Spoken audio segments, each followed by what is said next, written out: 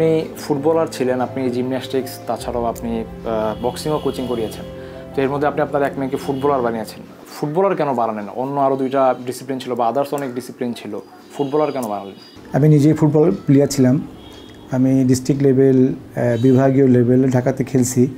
কিন্তু আমি তখন আসলাম ভাইরা যখন খেলতেন তখনও কিন্তু তাদের সাথে আমি চ্যারিটি ম্যাচ খেলেছি যখন ঢাকায় ফুটবল খেলতাম। তা সেখান থেকে স্বপ্ন ছিল যেটা ন্যাশনাল টিমে খেলার। তা ওখান থেকেই যেতে পারিনি। তারপরে চিন্তা করলাম যে যেভাবে সন্তান ছেলে হোক মেয়েকে আমি ফুটবল খেলা শেখাবো। আফিদার মায়ের আসলে পরিস্থিতিটা কেমন ছিল যে এত অল্প বয়সে আপনার মেয়ে আপনাকে ছেড়ে বিকেএসপিতে চলে গেল? ও বারবার বলছিল যে শুধু কান্না আর কান্না। ওই সময়টা আপনার কাছে কেমন ছিল? আসলে ওই সময়টা অনেক বেদনাদায়ক।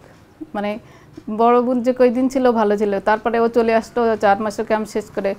ও তখন প্রতিদিন স্যারের কাছ থেকে, কোচের কাছ থেকে মোবাইল নিয়ে কান্নাকাটি করতো, এত কান্নাকাটি করতো। দেখা যাচ্ছে আমরা 4 জনে কান্নাকাটি করতে কোনো সময় দেখা গেছে সপ্তাহে 2 দিন 3 দিন আমরা চলে গেছি ওর সাথে দেখা করার জন্য।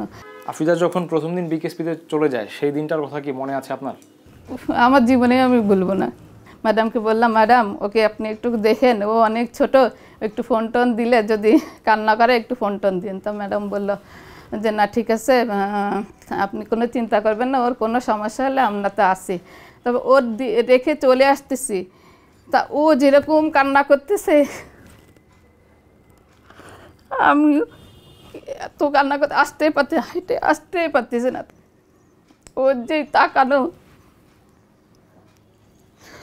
ও সেই মুহূর্তের কথা আমি মনে হয় জীবনেও ভুলতে পারবো না। আর ওই যে কি কষ্ট করছে, ও আমাকে ছাড়া একদিনও একটা সেকেন্ডের জন্য কখনো কোনো দিন কোথাও থাকতো না। আর সবসময় ও আমাকে জড়াই ধরে, ও আমার সাথেই থাকতো। 2 বোনে থাকতো ঠিকই, কিন্তু ও একটু বেশি বেশি করতো, ও ছোট তো। গর্বের বিষয় যে আপনারা যেই ত্যাগ স্বীকার করেছেন সেটা আসলে সফল হয়েছে। এবার একটু আফিদার বাবার কাছে আসতে চাই যে আপনি আপনার মেয়ের জন্য অনেক সমালোচনা শুনতে হয়েছে। একদিন আমি ওরকম মাঠে নিয়ে গেছি, একজন বসেছিল, 2 জন মুরব্বী। তো বসে তখন মাসুরা এবং সাবিনা সবাই প্র্যাকটিস করতো তখন আমার এখানে। তো একসময় বলতেছে যে এই প্রিন্স তুমি এদিকে আসো। কি ভাই, তোমার কোনো খেয়ে কাজ আছে? তো মেয়েদের নিয়ে প্র্যাকটিস করাচ্ছ? তখন সাবিনার মাসুরা ওরা বিজিএমসিতে চাকরি পাইতো, ভাতা পাইতো। তাহলে ঠিক আছে, আমি আর প্র্যাকটিস করাবো না, আপনি এক কাজ করেন, ওরা যে মাসে 6,000 টাকা ভাতা পাই, এই টাকাটা আপনি দিয়ে দেন, তাহলে আমি আর ওদের প্র্যাকটিস করাবো না, যেহেতু ওদের একটা আয়ের উৎস হয়েছে, বাবা মা চলতে পারে। তো উনির সাথে অনেক কথা বলতে বলতে উনি এক পর্যায়ে বলতেছে যে আমার মেয়ে কিন্তু আমেরিকায় থাকে। তাই তো আরও সুযোগ পেয়ে গেলাম। তা আপনার মেয়ে আমেরিকায় থাকে, আমেরিকায় কী করছে, কীভাবে চলতেছে আপনি জানেন? আপনার চোখের সামনে ওরা ইনার পরে সব কিছু পরে একটা হাফ প্যান্ট পরে ফুটবল খেলছে। কত সময় ফুটবল খেলতেছে ওরা? 1 ঘন্টা 1.5 ঘন্টা মাঠে দৌড়াদৌড়ি করছে। তারপরে তোরা সালার কামিজ পরে বোরকা পরে ঘুরে বেড়ায়। তারপর যদি এটা খারাপ চোখে দেখেন, তাহলে আপনার মেয়ে তো আমেরিকায় আছে, ও কোন ড্রেসে চলতেছে আপনি দেখছেন? তখন তোমার সাথে আমি কথা বলবো না। তো এরকম অনেক প্রতিকূলতার মধ্যে দিয়ে কিন্তু আজকে আমার সাতক্ষীরার মেয়েরা ফুটবল খেলা করছে এবং ভালো জায়গায় যাচ্ছে। 2 মেয়ের মধ্যে আসলে চঞ্চলকে একটু পার্সোনাল লাইফ নিয়ে যদি জানতে চাই আপনার। আমার 2 মেয়ের ভিতরে বড় মেয়ে চঞ্চল, ও একটু নিরিবিলি থাকতে পছন্দ করে, আর আমার বড় মেয়ে সবার মধ্যে থাকতে পছন্দ করে।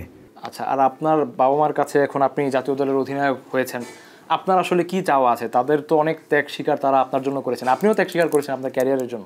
চাওয়া পাওয়া বলতে কিছুই নেই, যা চাইছি সবসময় পাইছি, কিন্তু দেরিতে। যেটা চাইনি সেটাও পাইছি, চাওয়ার কিছু নাই। কয়েক মাস পর পর এলাকায় আসলে ফ্রেন্ডদের সাথে দেখা হয় নাকি? ফ্রেন্ডের সাথে তেমন দেখা হয় না, কিন্তু আমার কাজিনস আছে, সবার সাথে। এরা আমার কাজিনস সবাই। কেমন আছেন আপনারা? আলহামদুলিল্লাহ ভালো আছি। তা বোন হিসাবে আফিদা কেমন আপনাদের কাছে? ও আমার আদরের ছোট বোন, কিন্তু ও আমার সাথে ফ্রেন্ডের মতোই বিহেভ করে। ওর মতো একটা বোন পাওয়া খুবই গর্বের এবং আনন্দেরও। আপনি তো আপুর খেলা দেখেন, তো তার কোন ম্যাচটা আপনার কাছে বেশি ভালো লেগেছে এখন পর্যন্ত? বাংলাদেশে যে খেলাটা হয়েছিল আন্ডার-19-এর, তখন আপু ডিফেন্স থেকে 3টা গোল দিছিল, ওইটা বেশি ভালো লাগছে। যে আপনি কি আপুর খেলা মাঠে বসে কখনো দেখেছেন? সেভাবে দেখার সুযোগ হয়নি, এমনি কিন্তু টিভিতে দেখেছি।